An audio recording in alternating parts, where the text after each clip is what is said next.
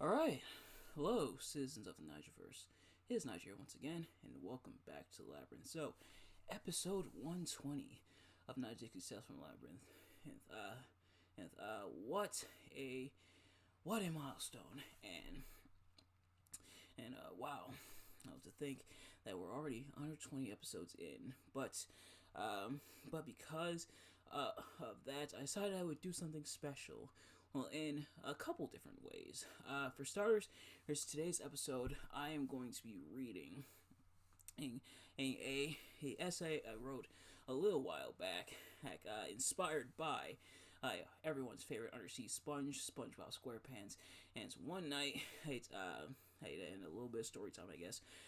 One night, me and my friend, and this was during senior year of college, so we were graduation was like right around the corner. I think this was like in March or so. We were just chilling one night, kind of studying. He was studying for his test. I was kind of just hanging out. I had already studied for my classes, but I decided just for the thrill of it, and I figured, what the heck? Why not write a 500-word essay on what not to do at a stoplight? I decided I was gonna do what it took SpongeBob an entire night, and a whole lot of hallucinations and procrastination to do, and I wrote a 500-page essay on what not to do at a stoplight. But so we're gonna be reading that, of course, and hopefully that's gonna be a lot of fun. Hopefully you guys enjoyed that. But before that, I decided I would get an extra little treat to who further help celebrate the occasion. And with this being the 25th anniversary of SpongeBob, we have the Krabby Patty, the Krabby Patty burger from Wendy's, as well as the pineapple under the sea frosty. So we're gonna be trying them live here on camera. We're doing it live, like Bill O'Reilly said, and we're doing it kind of mukbang style. So this is just one time thing. I normally don't do stuff like this. I promise I'm not turning into Nikocado Avocado, but that I figured since I'm reading this, I might as well do it one time for the one time. And so we got the Krabby Patty burger. So we're gonna try the burger first, and actually, I shouldn't say one time thing.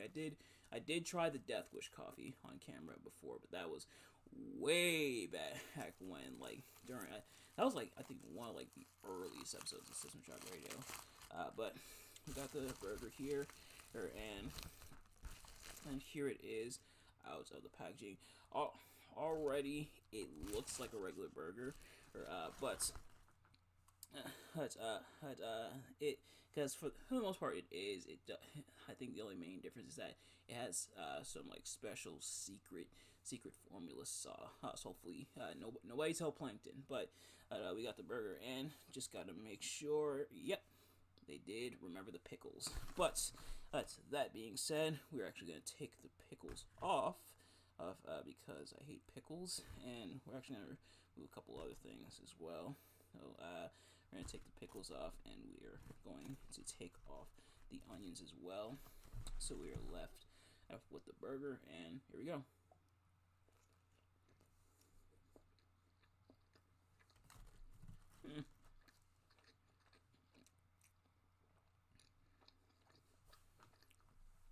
It's not bad.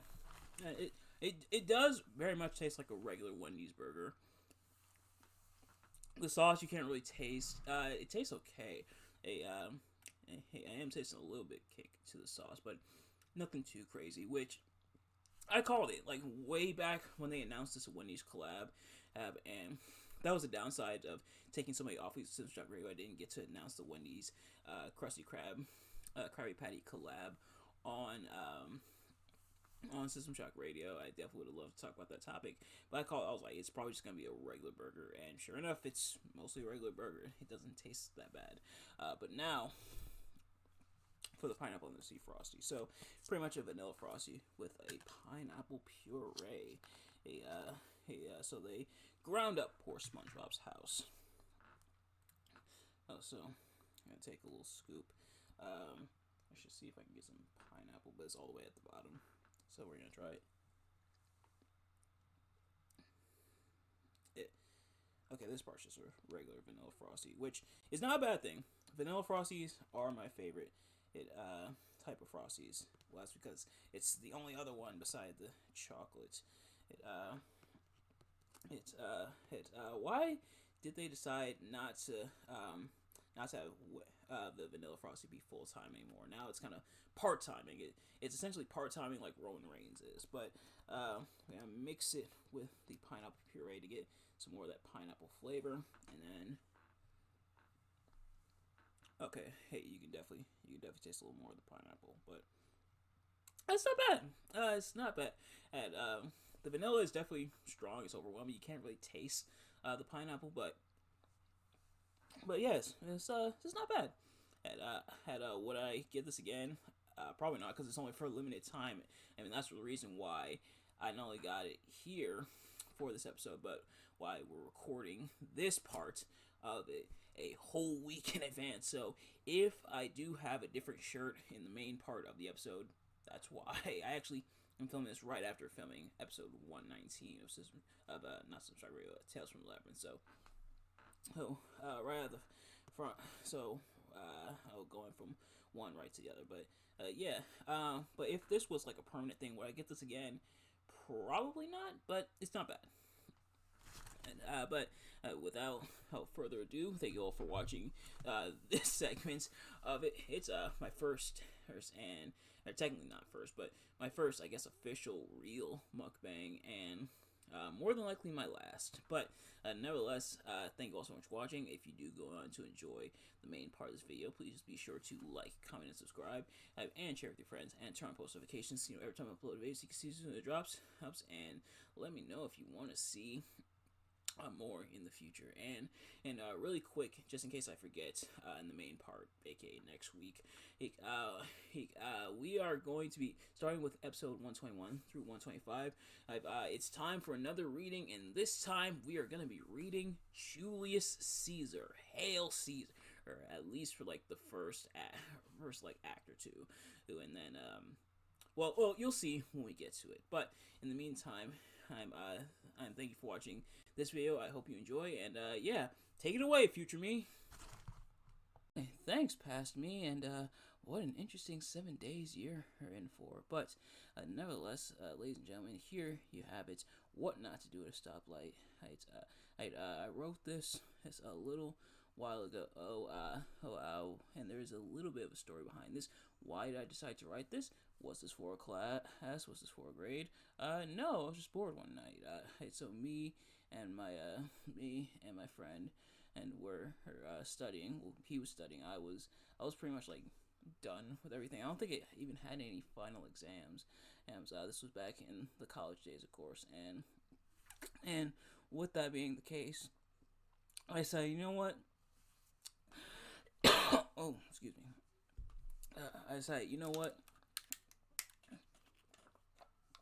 I haven't got anything else going on. I wanted to hang out with him still, and he was getting some of his last minute classwork done, I should say. Hey, so I said, you know what? I saw the episode of Procrastination where SpongeBob, of course, procrastinates on writing a 500-word essay about what not to do at a stoplight. He procrastinates all night. So I said, you know what? Can I replicate that, and can I make it in a convincing form? Or can I put the essay in a convincing format? And that's exactly what I sought out to do. So, and this essay, I made it legit, up to college standards. That being, it's 12-point font is double spaced, it is Times New Roman, and to check the word count so that you guys can see how that I did legit at 858 words. So I did way more than 500. So I would have definitely, hopefully, aced this essay. Hey, but did I ace the essay? And now, granted, SpongeBob didn't use a computer, right? So maybe writing it out would have been a lot more difficult, but I still did the essay. So we're going to read it. We're going to kind of talk about it a little bit. It's in terms of analysis, there's probably not going to be a whole lot. So a bit of unfamiliar territory for for those who are familiar with Dixie's Tales from the Labyrinth, going a bit outside the norm, a bit outside the comfort zone. But nevertheless, without further ado, let's get right into it. And of course, continuing with the college essay theme, we got 3 paragraphs, or actually more than that. We got 1, 2, 3. Well, that being a intro, 1, 2, 3, 4, or 5 body paragraphs and a conclusion. So I might have went a smidge overboard, but it's all good. It's all groovy. It's all gravy. So without further ado, let's get right into it. Or let's not get right into it. Let's fix my light first, and now let's get right into it. There are a multitude of things that you shouldn't do at a stoplight, for various reasons. The reasons are that they can be seen as dangerous, unsafe, irresponsible, or even unnecessary, as they could interfere with your performance as you are on the road. Heeding the rules of traffic are important to driving efficiently on the road, and obeying the rules of a stoplight is no exception. One of the major and more obvious things not to do at a stoplight is to go. At a stoplight, you have to stop. If you continue to drive while at a stoplight, there are 2 possible consequences that you could face if you ignore the stoplight and continue to drive anyway. For starters, you risk causing an accident by colliding with another vehicle, or you can even hit a pedestrian crossing the street. Usually, a stoplight is an opportunity for other cars to drive on their respective paths, as well as for pedestrians to cross the street, as it will not be busy at that time. If you ignore the stoplight, you are putting yourself and others at risk. The other consequence of driving at a stoplight is that you can be pulled over by law enforcement, who can and likely will write you a ticket. Another thing that you shouldn't do at a stoplight is consume alcoholic beverages or other drugs or substances that are likely to impair your ability to drive safely. Driving while under the influence of alcohol or other drugs that impair your ability to drive is against the law, and it will likely result in you being arrested or potentially causing an accident, which may also lead to your arrest. If you consume anything that can and will impair your ability to drive, whether it is alcohol, drugs, or any other harmful substance, or even a combination of harmful substances, you are putting both yourself and others at risk of an accident. In reality, these substances should never be consumed while driving, but they should especially not be consumed while at a stoplight. Something else that you should never do at a stoplight is attempt to initiate a race with another driver. If you are at a stoplight and see another driver next to you who wants to try and race, you should decline their offer. Inversely, you should not attempt to challenge another driver next to you for a race. Attempting to race another driver while in traffic could be a risk to not only yourself or the other driver, but the other drivers driving on the street as well, especially if it is a busy street, normally during the after-work or lunchtime rush. In addition, you could also face being pulled over by law enforcement for speeding and endangering the welfare of other drivers on the road, as going at such fast speeds with others around can result in a road accident or perhaps worse. It is one of the reasons why street racing is illegal. In addition, another thing that you should not do at a stoplight is to go on your phone. Talking on the phone is risky enough as it is, but doing it through either Bluetooth or a phone will allow you to communicate with the person that you are on the phone with while simultaneously paying attention to the road, although your full attention should be on the road as you are driving. However, actually staring directly at your phone the entire time while you are driving, whether it's texting or doing anything else, leads to you being distracted and not paying attention to the road, which could result in you causing an accident or being arrested. If you are doing this at a stoplight, you won't be able to tell when and the light becomes green, meaning that if it turns green while you are on your phone, you could risk holding up traffic. It is recommended to text when you get to your destination, or if it's an emergency, doing it very quickly. You also have the option to have a text-to-speech application read the text to you and reply with a speech-to-text application, or you can set your phone to do not disturb in order to pay attention to the road. Finally, one last thing that you should not do at a stoplight is make any sudden and surprising movements. Turning extremely quickly or other quick and irrational movements could result in other drivers being caught off guard by your movements, especially those driving in the opposite lanes with the green lights. If you have decided to make a turn onto another street, you must turn on your turning signal and move to the turning lane to alert the other drivers that you are making a turn onto that street. This movement allows you and others to stay safe while driving and is good driving etiquette. While there are several things that you shouldn't do at a stoplight, these are just a few examples of those things. If you avoid doing these things while at a stoplight, you will be able to drive safely and effectively.